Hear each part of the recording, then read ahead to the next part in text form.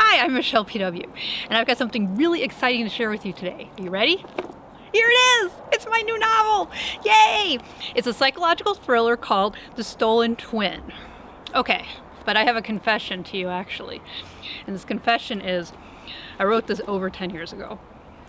So what does it do? Why did it take me 10 years to get this book out into the world? Well, back in 1998 is when I first started my freelance copywriting business.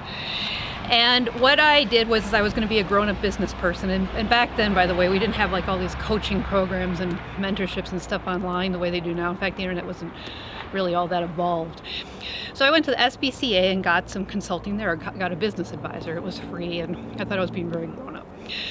The guy there actually invited somebody in who was a freelance writer when he found out I wanted to be a freelance copywriter. So she came in, and she spent the entire time trying to talk me out of becoming a freelance copywriter. That's all she did the whole time, was tell me that. In fact, she even said, "Can you go get your job again?" I wasn't going to make it. It was really hard. I didn't have enough contacts. Are you sure you didn't want to get your job again?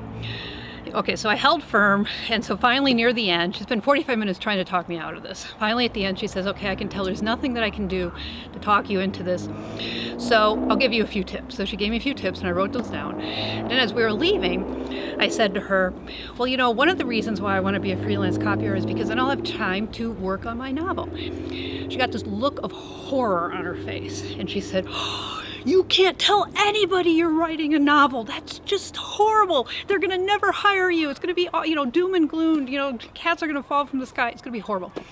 So, anyways, needless to say, absolutely nothing she said to me was right. Every single thing. In fact, even her tips didn't work to get business. Basically, she was 100% wrong. So why on earth did I believe her about the novel? Because I did. I didn't tell anybody. In fact, a month ago, I was with one of my long-term clients who I'd known for 5 years, and we were sitting around, and I mentioned that my novel was almost ready, and they said, "You're publishing a novel? Why didn't we know about this?" In fact, people were upset with me that I didn't tell them. So that's why, because I don't know why. I don't know why that, possibly why, the one that just stuck in my head, even though I knew everything else was wrong, why I believed her on this.